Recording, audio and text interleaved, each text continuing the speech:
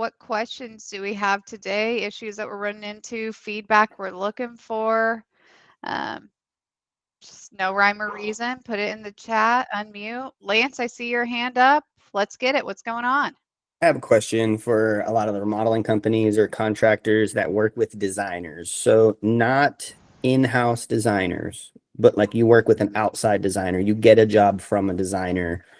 Kind of like maybe talk to me a little about what your process is like. Does a designer provide you drawings and then you go do it? Is a designer also like telling you, every position and every light and every certain thing that somebody's supposed to be doing? What does that kind of like working relationship look like for you? I'm very curious.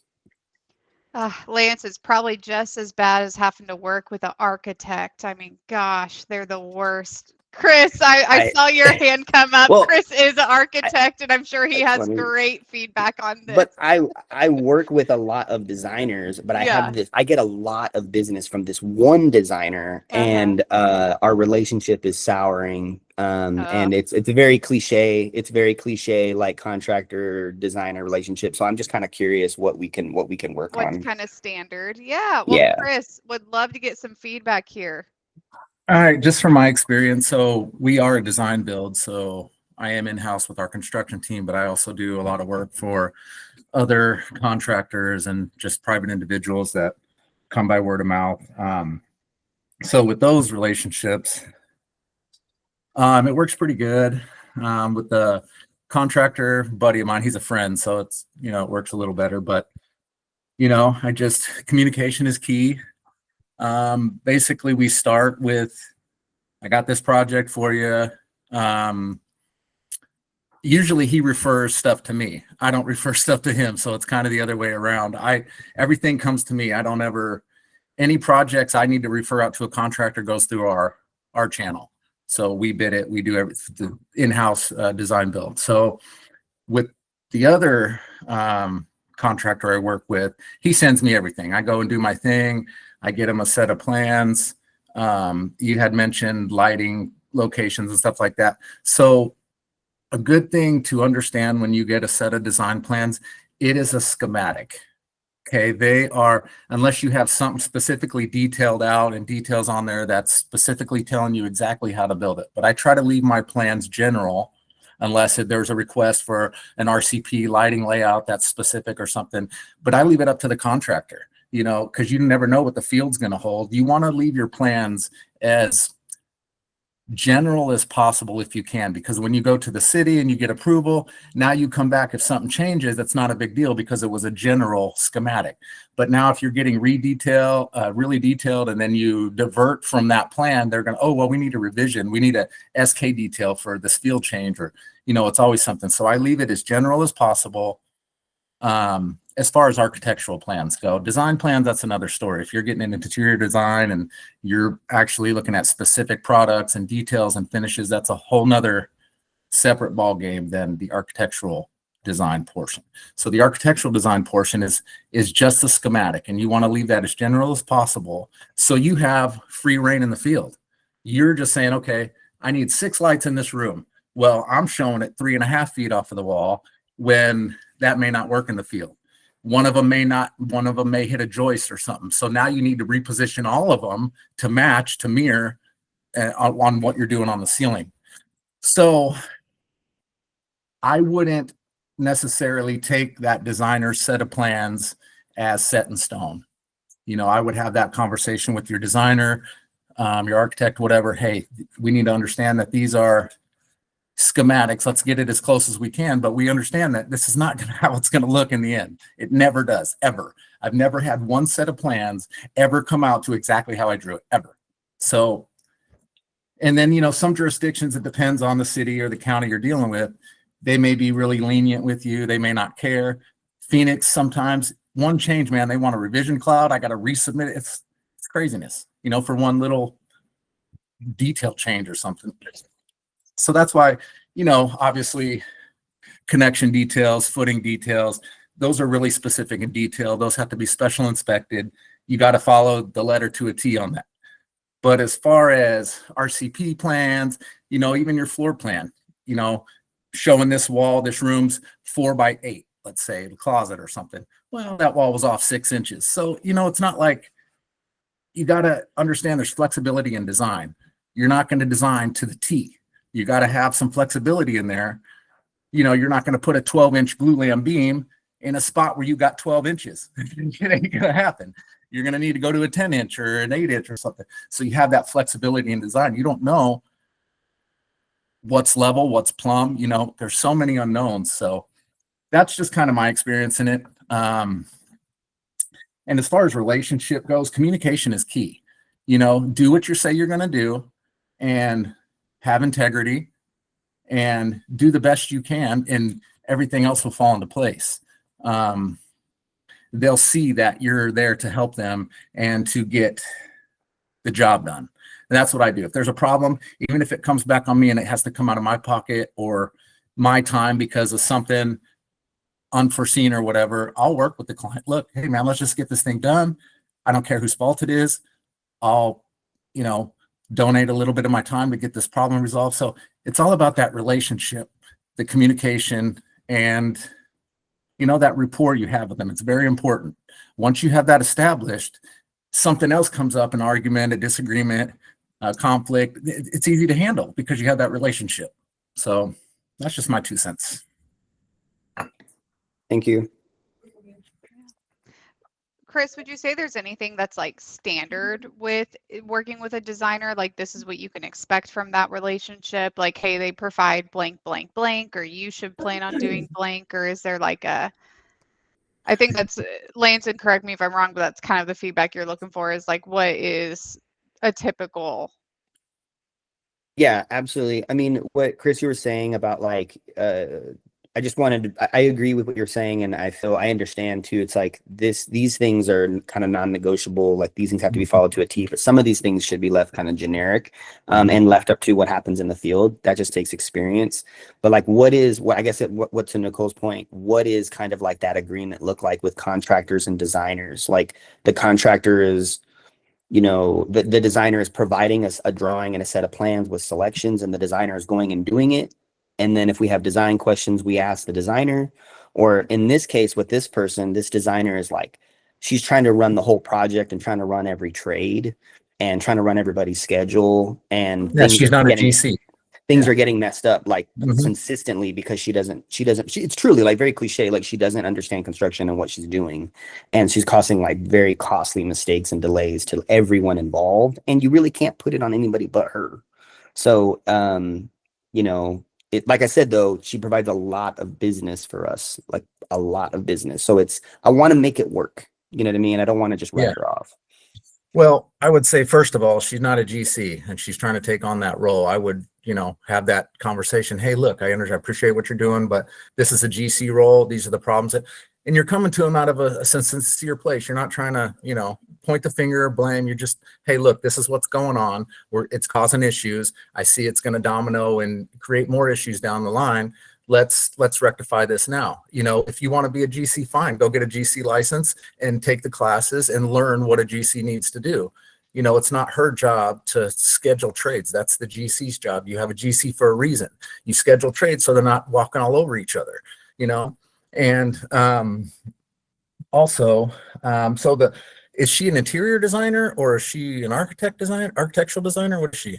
She's like an Etsy designer. And Oh. she's very good at what she does, though, but she has no formal training. Okay. So there's a big difference between interior designers and architectural designers. I can do interior design. I've done it, but usually if it's an interior designer, it's just going to cause more money and more problems every single time. I get these people that pay interior designers $70,000, $80,000 to design their house. I'm coming in and charging them $20,000 for the whole architectural and civil set. I do civil and architectural. So it's crazy what these people are charging and the amount of money they're costing these clients. I mean, they're picking out fixtures that are $3,000-$4,000. I mean, it's crazy. So I've had really bad experience with interior designers. I do work with a couple that have a good relationship with, and they're good. They understand the practicality of building a project and actually making it work.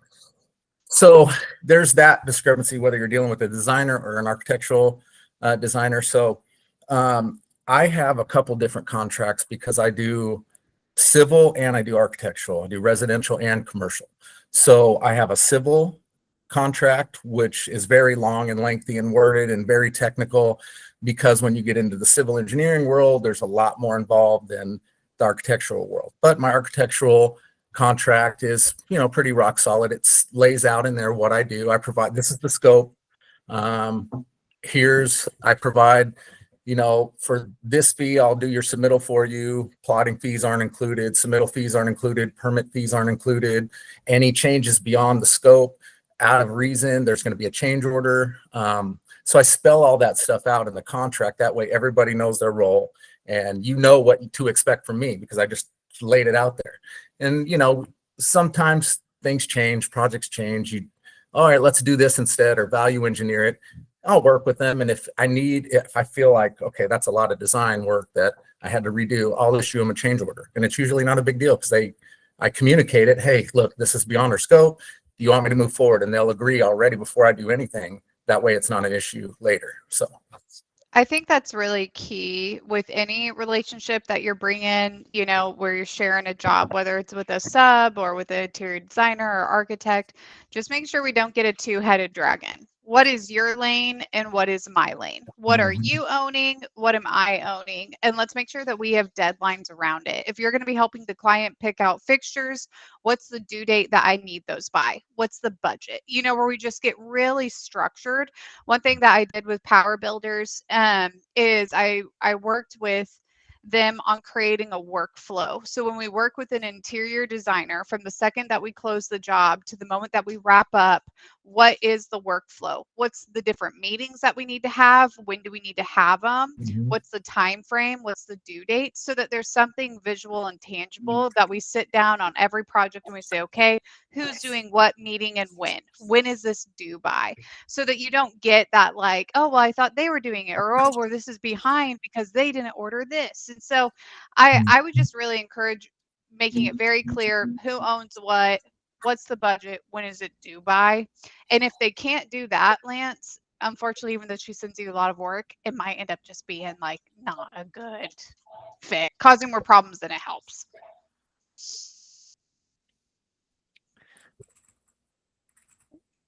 Any other remodelers out there that do you have an active, ongoing sort of functioning relationship with your designer?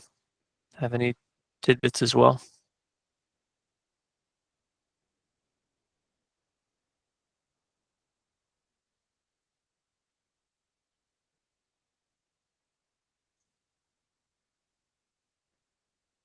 Nice. Yeah. Okay. Well, I'm sure there Lance, might you be. guys need a designer, architect. Hey, I'm for hire. Yeah. Lance, I do see your question in there. What's the proper lane for each?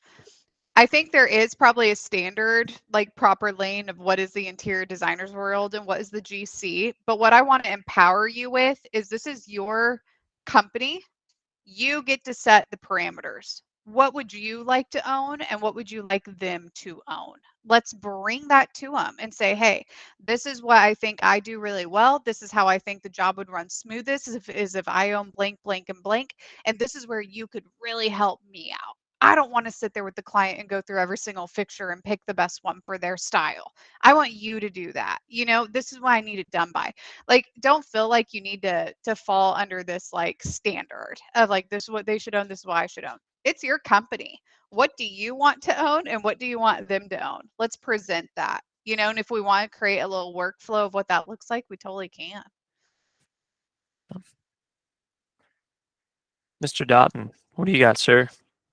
Hey, yeah, we run a design build firm, and we work with a bunch of architectural designers slash interior designers, and the big thing that we've pushed for is just trying to get the interior designers work done before we go to contract with the client.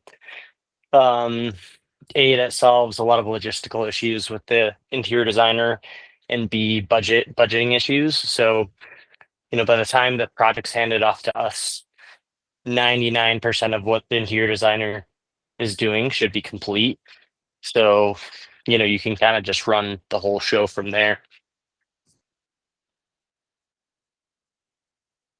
Nice. Yeah, I think that's totally a viable option. Yeah. What other questions do we have today? Feedback, thoughts?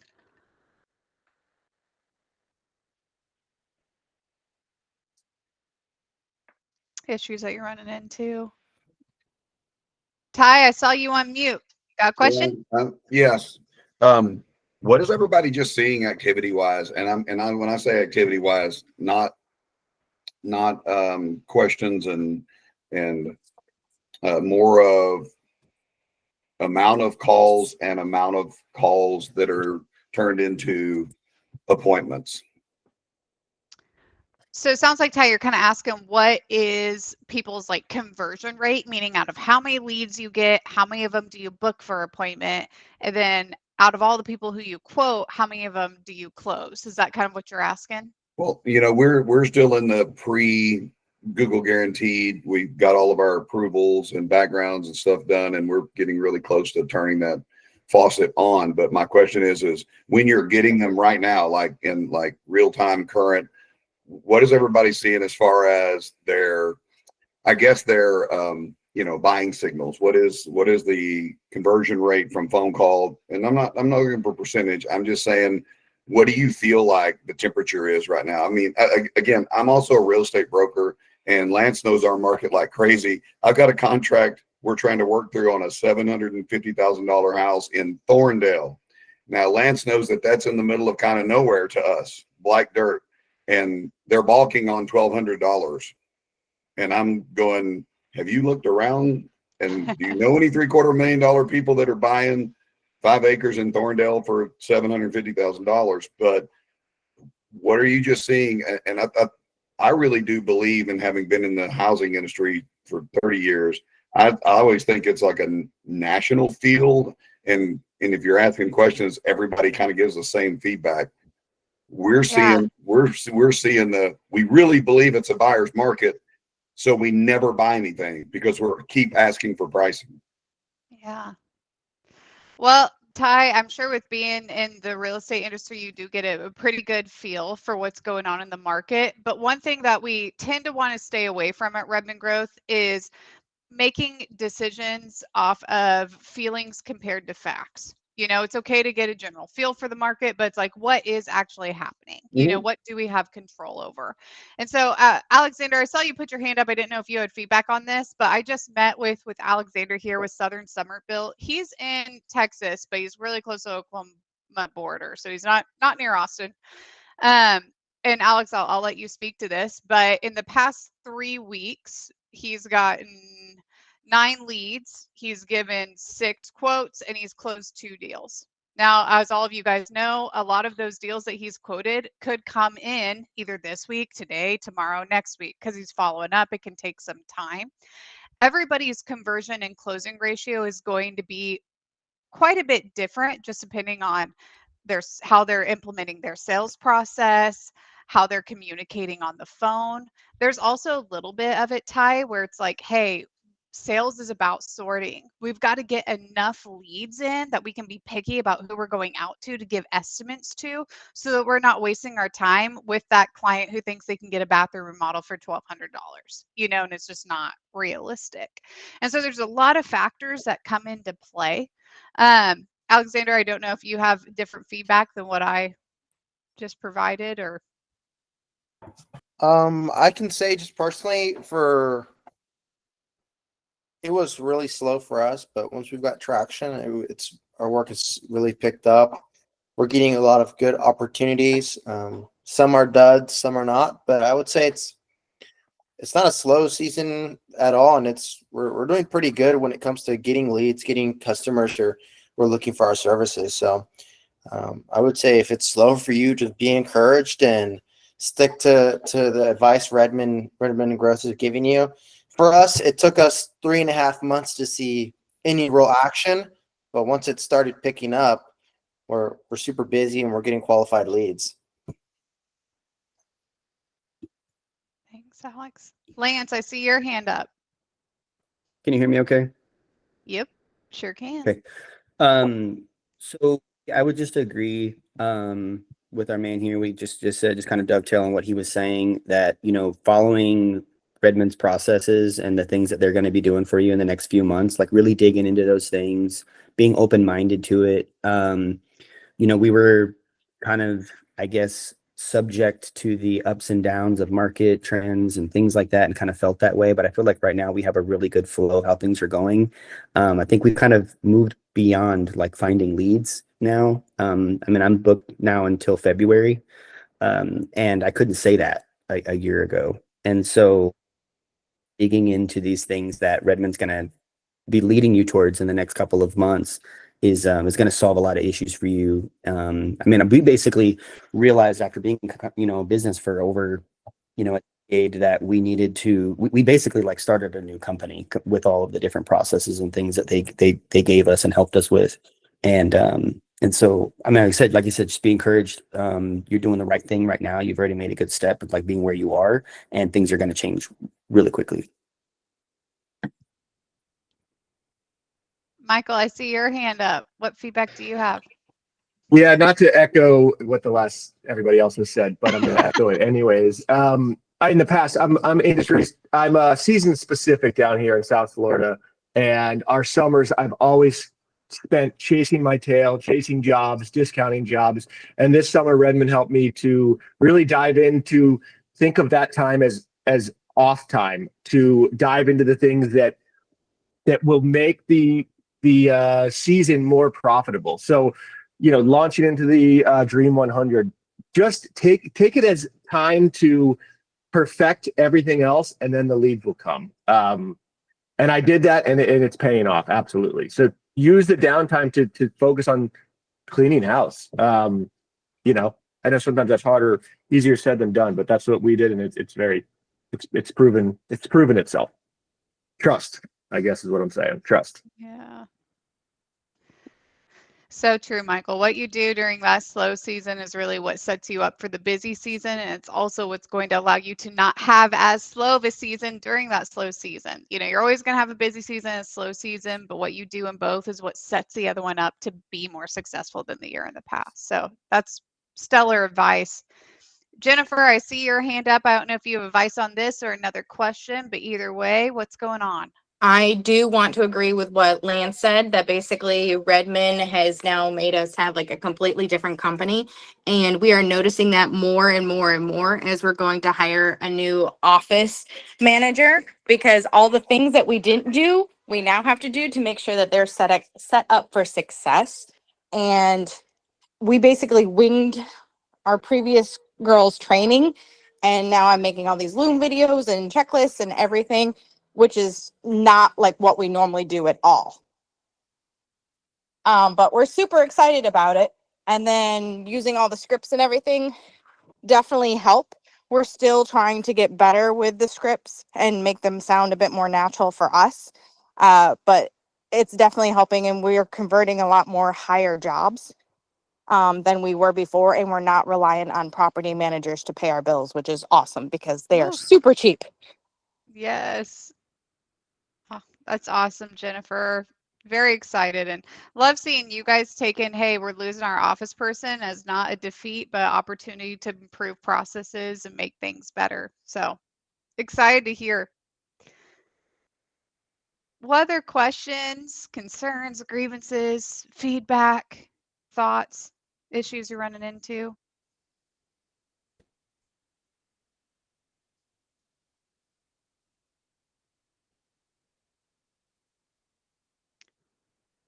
I think Ty kind of touched a topic that was somewhat brought up earlier with, hey, is things right now a little bit harder to close than normal, you know? Is anybody feeling that where it's like, hey, people are taking a little bit longer, you know, things are a little bit either with a show of hands or head nods, or is anybody also feeling that in the market? Or is everybody just closing machines?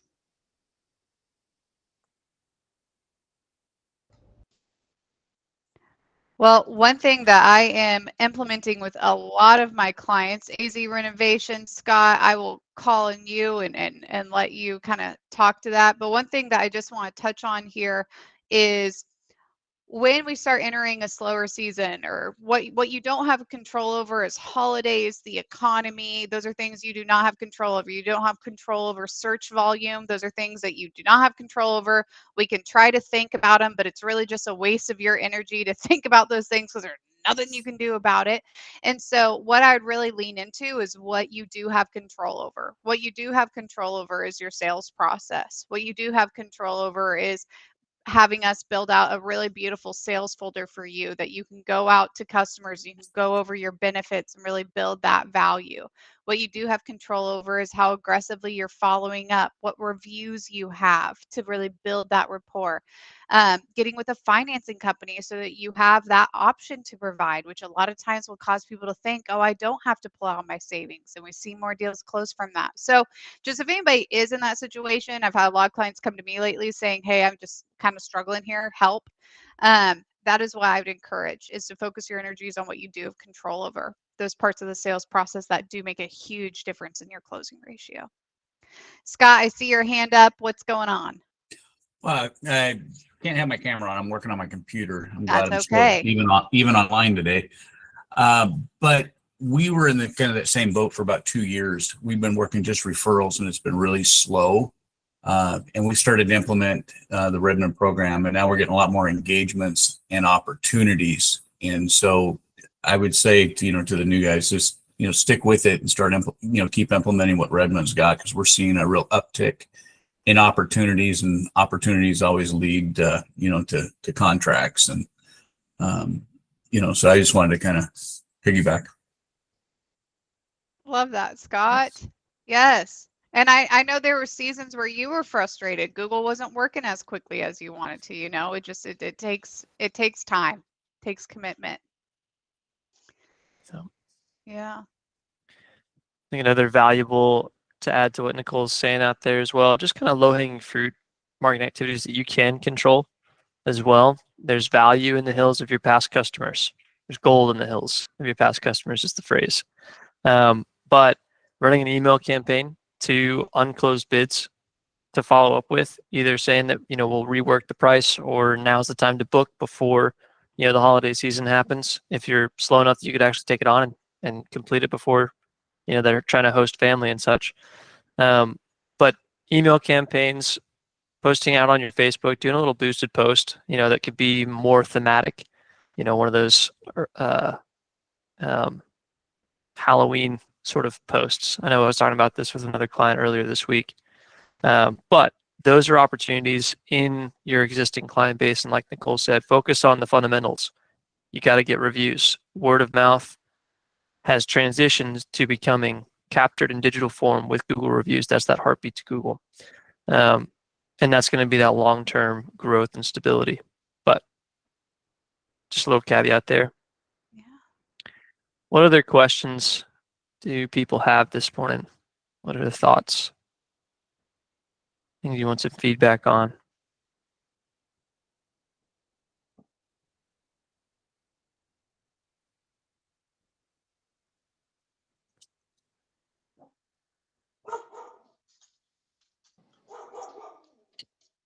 I will say to Ty, I feel like the COVID era has kind of come to an end this year, and sales have become harder. So I wouldn't get in your head that it's you. I think it is systemic. That's kind of what I'm seeing and hearing across the board, that the COVID money, that whatever that boom was that we felt down here, I don't know if everybody else felt it, but I believe they did. That kind of came to an end this last year, and it's kind of back to business as it was. So yeah, closes have been a little more hard. I just wanted to mention that I feel that too. Yeah. Yeah, I've been hearing it across the board as well. Yeah. I gotta say, with all this, I don't care how hard it is. It's like I bet if I asked 90% of everybody here who's the best salesperson, you would say it's you. And so I like it better when it's harder. I like it better when it's kind of like the old saying, a B-back's not a B-back, when they run into a salesperson on the way to the house. And so I do appreciate that. And Lance and I, Lance being in the same market I am, I've seen in with the COVID era leaving, I've seen a lot of people left with it, that their businesses of lowest price, that's not a business model that can carry itself. And so I also think, listening to everybody else, I also think that's something that's actually coming out through the strainer right now, is all the people that actually have a company that just isn't price based, and it's consumer customer service based and personal based. And those are the ones that I see that are still in action. Totally. Yeah, Ben, I see your hand up. So I have a question. Is Yeah. anybody using any virtual assistants? And if so, who through? But let me clarify what I'm looking for in terms of virtual assistant. Yes. If I can get somebody to call, just nonstop call property managers and GCs and schedule appointments for me to go and meet with them, that would be huge, I think, just to get appointments on the book. But the VA company that I've been working with, when I asked them what it would take, cost wise to do that, he's thinking like $20 an hour. And I'm like, this person's just making calls and asking for an appointment. I just don't see that as a reasonable rate for that kind of a job description. So yeah, I was thinking more maybe in like $12 to $15 an hour range to just make calls and schedule appointments. So I don't know if anybody is using anything or has any thoughts on that, but I'd be interested to know. Yeah, you could probably hire an office manager for close to I around that mean, amount. yeah. Yeah.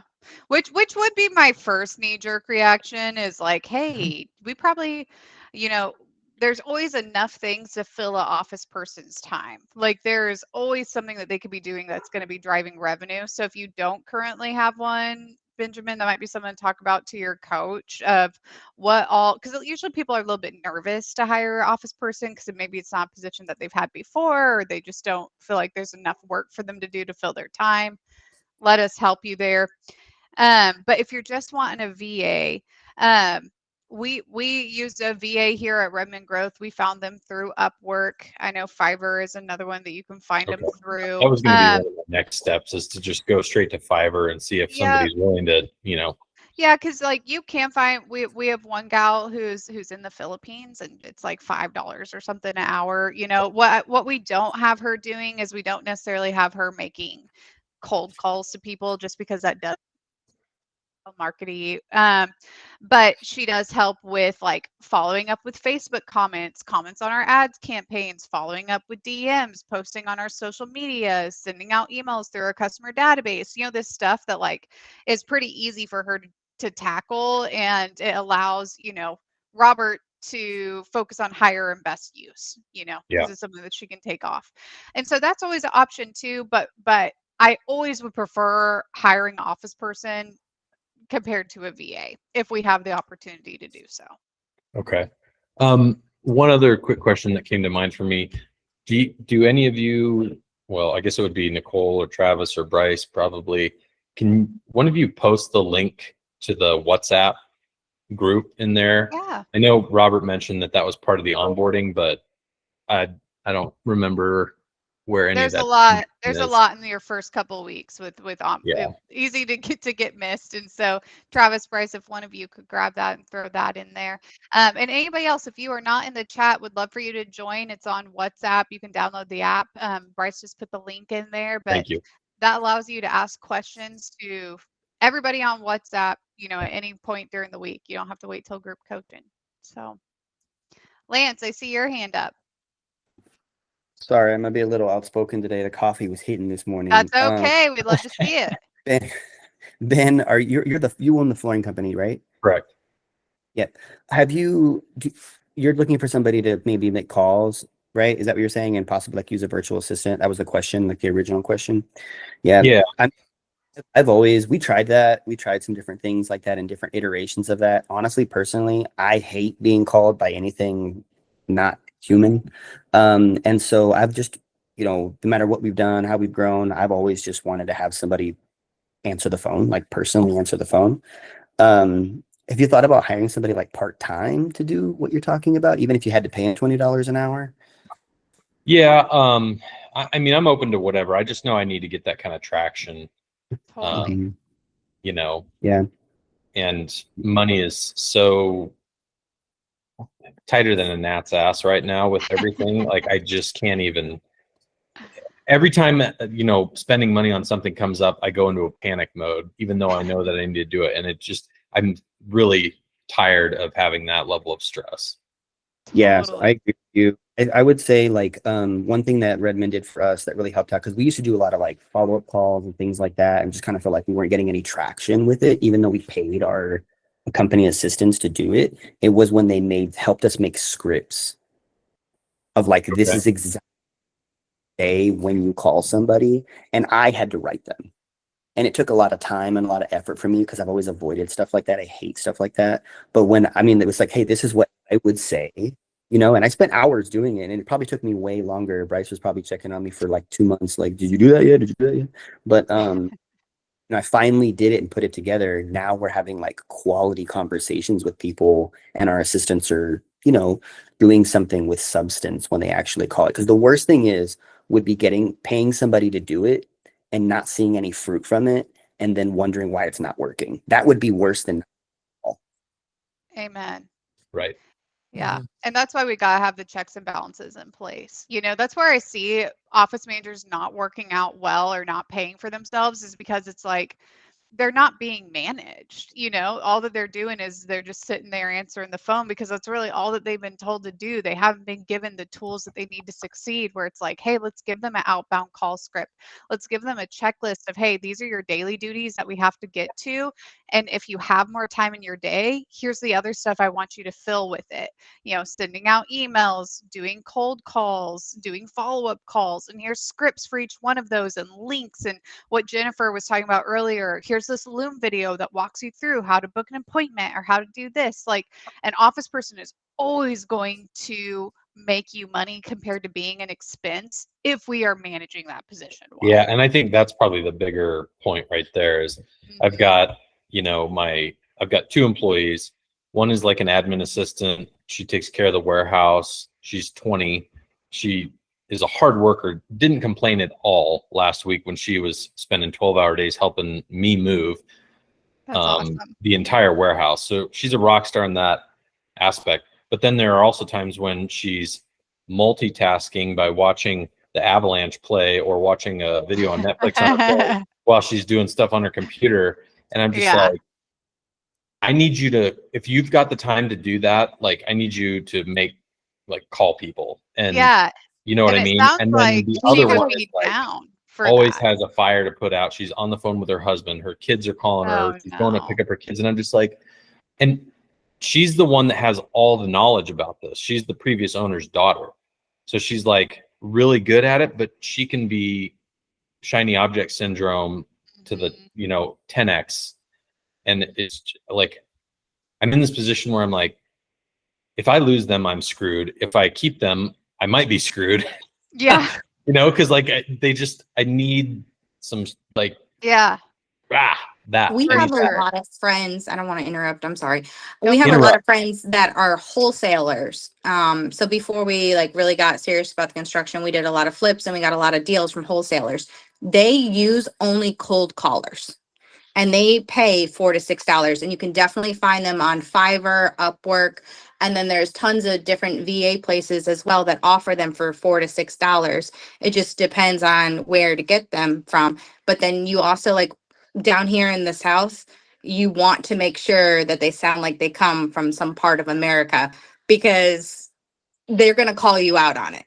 Yeah. And the moment I hear someone that might be from a call center, I'm hanging up immediately. Yeah. So you need to make sure that you screen what type of accent they have, if they do have an accent. But I would definitely check with Fiverr and Upwork to start. Okay. Yeah, I'll look there. And that's why I was asking about the VA, because the company that that I've kind of been trying to work with, that's $20 an hour.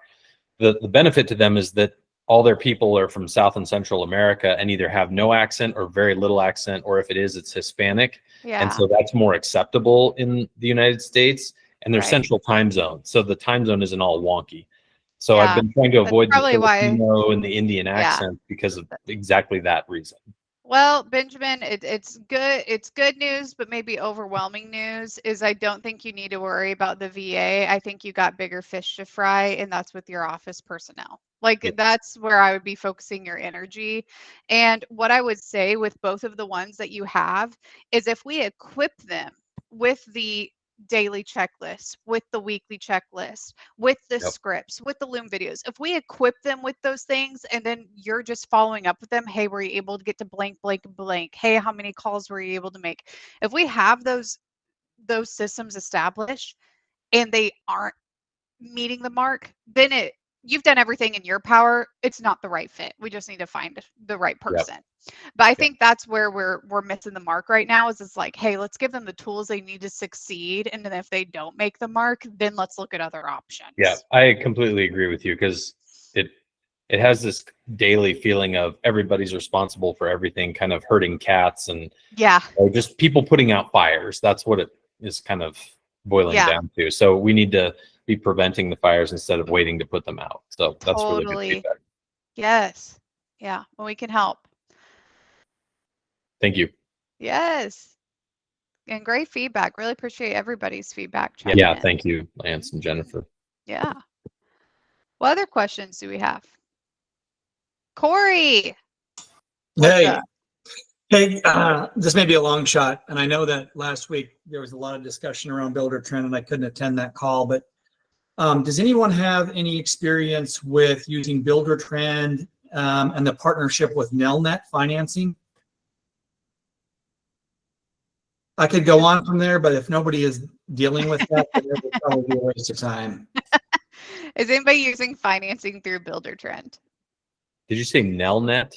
Yeah, Nelnet's the financial institution that Builder Trend partners with. Mhm. And so all of the financing transactions actually occur through Builder Trend. And that's part of my question is the way it's set up, they take a percentage off of every draw. And I'm having issues with, client visibility to that and how that works with QuickBooks. Because now my draw amount is different because of the percentage they're taking out. Interesting. Yeah. Luke, Okay. I know you don't use Builder Trend, but you do have a financing option that links directly with your CRM. Is it at all similar to what Corey's describing there? If you were able to unmute, chime in. Sorry, can you repeat? I was distracted with a permit. You're right. So we just started financing with Nelnet that works through Builder Trend.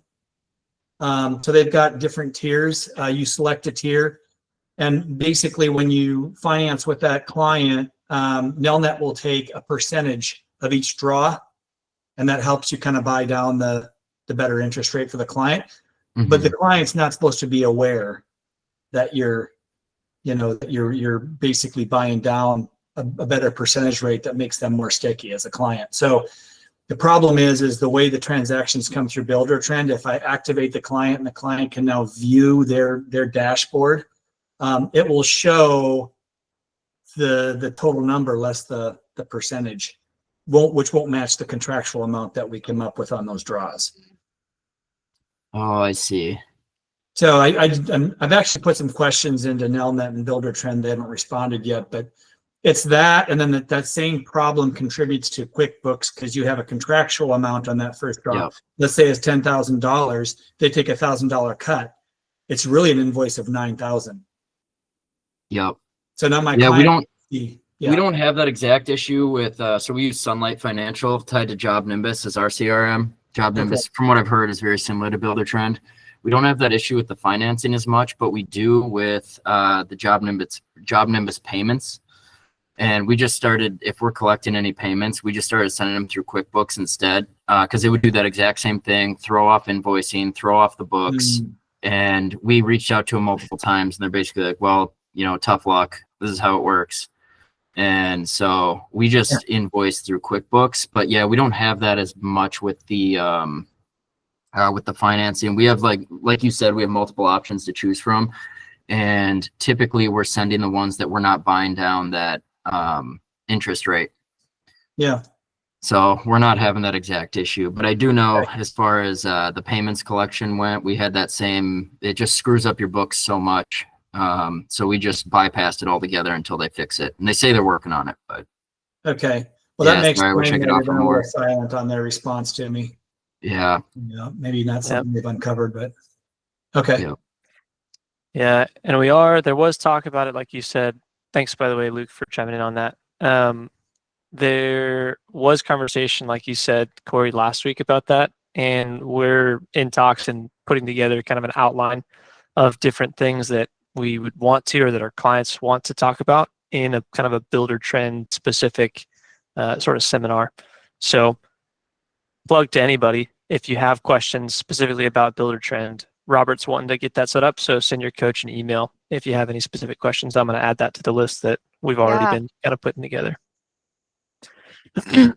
Glad you mentioned that, Bryce. Forgot about that. What other questions do we have? We got a couple minutes left here.